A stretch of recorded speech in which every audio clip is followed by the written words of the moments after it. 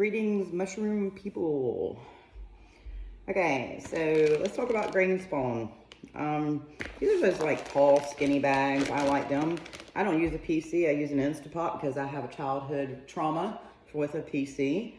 So I use these tall, skinny bags, and the way that I prepare them in my 8-quart Instapot, I can put 4 of these bags in each Instapot. Each bag weighs 1 pound, 10 ounces. So yeah, for like 6 pounds. Okay. So that's a lot instead of one big 3.5 pound bag.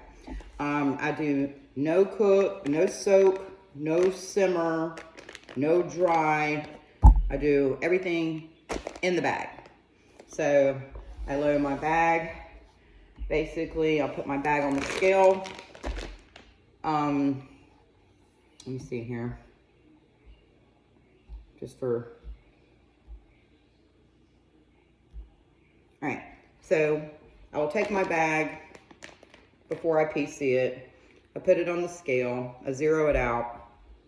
I will put 1 pound of oats, and then I will do 10 ounces of steaming hot water with a little tiny dash of gypsum mixed up in it. Just pour it straight in the freaking bag. Fold the flat bag down, wrap it around, tape it with some micropore tape. You can actually probably see here where I taped the very top. And it actually will tape up underneath the bag about like right here to hold it in some place. And then I load my 4 bags into the Instapot and cook them for 2 hours and 15 minutes. Make sure there's a plate on the top. And always make sure you let that steam run out for a couple of minutes before you close the valve, because you're not steaming the oats, you're pressure cooking them. So as soon as it turns off, it finishes, I release the steam completely until it says it's safe to open. I open the lid, pull the plate off, pull the bags out hot with some wooden tongs that I have so I don't bust the bags, and unfold them, and then squeeze the bag, squeeze it down here, and then I do a hot shake. Set the bag up, let the steam run off the top of the bag, and then I seal the bag. Next morning, this is what we have. All right. It's gonna be maybe a little bit of moisture in the bag. That's okay, but they're nice and pretty and plump. So you're really looking for 70% hydration. How I came up with my formula is I actually considered the actual grain hydration on its own as it sits, dry grains, and then added the amount of water to bring it up to 70%. Okay, so if those grains soak up all that water, they're gonna be at 70% according to my formula. All right, so what we have here is a 1 pound, 10.5 ounce, that includes the bag. Okay, so I'm going to be making grain to grain transfers. These bags are great for that. You can also inject them here to have lots of room, you know, for evaporation or whatever's going on, breaking shakes, all that kind of good stuff. Okay, you can take this bag, do your little shake, rattle, and roll. Okay, because everybody's like, they PC the jars and they have like this much room in them. They're like, oh my God, I can't do a break and shake. I'm like, bags. All right, so these are ready to be inoculated, either grain to grain or liquid culture or agar, okay? So we're gonna do grain to grain, okay? So today is April 2nd, okay? This was a grain to grain transfer that I made on March 31st, so just a couple days ago. And you can see the other little grains in there. That was some old spawn from like six months ago.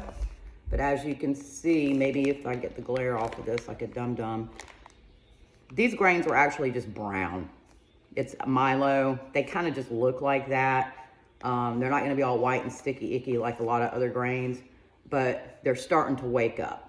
okay? They needed food. So they got nice hydrated oats to start moving. So this was, today's April 2nd. This is March 31st. I haven't touched these, okay? All right.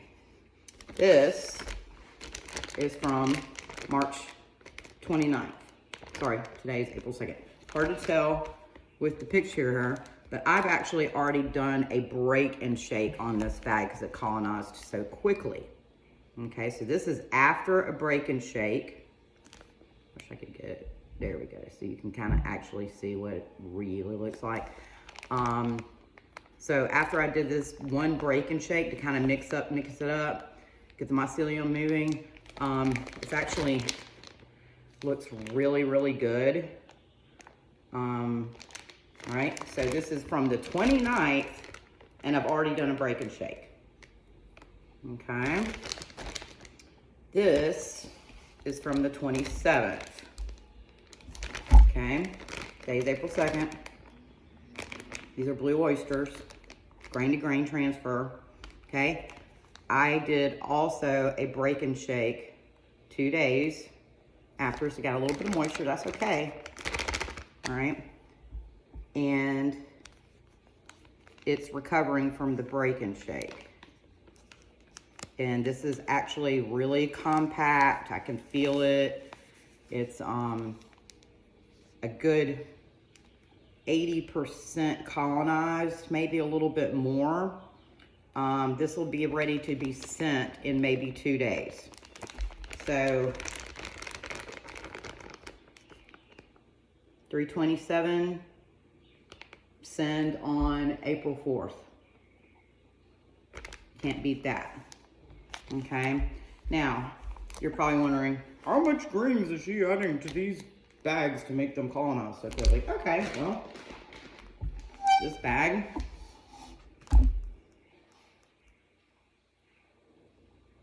weighs 1 pound, 12.3 ounces.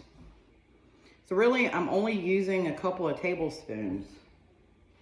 All right, so after they come down to room temp, in front of my flow hood, or you can use your still air box, all right? Spray everything down with ISO, all that kind of sterility. You know, you cut the bag open and super fast, you know, scoop, scoop, and you seal the bag. And after you seal the bag, you want to disperse the grains around as much as you possibly can. Not gonna hurt them, okay? And then make sure there's a little air in there. You know, people make the mistake of, and we all make mistakes. It's part of this journey, okay? Every mistake is a failure. Every success is every failure is a success. People make this thing where, like, they want to press all the air out of the bag and all this kind of junk. All right, these grains are going to move so freaking fast that this actually not going to have time to start expanding this bag like normally, like what you would with your substrate. So you need to have a little bit of air in the bag so you can do your break and shake. That's important. So in just a few days, for comparison, from this to this, 6 days. Shoot, I might even send this today. All right. Now, this grain that I used to transfer was a master's grain. What that means is a generation 1 grain spawn. I created from master genetics, right? You can go from masters to grain and inoculate multiple bags or multiple jars or whatever. And then these would be G2, okay?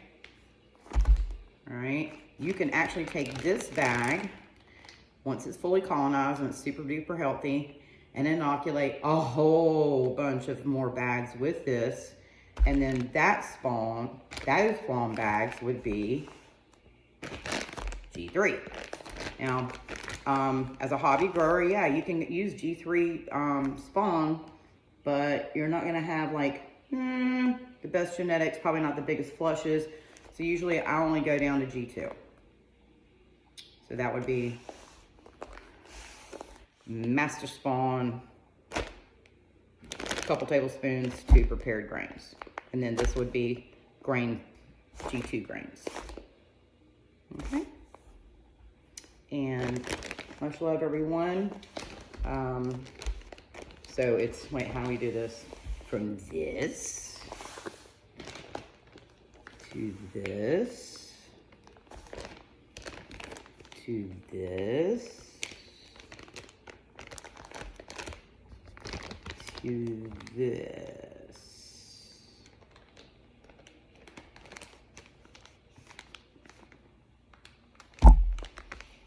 Just a few days.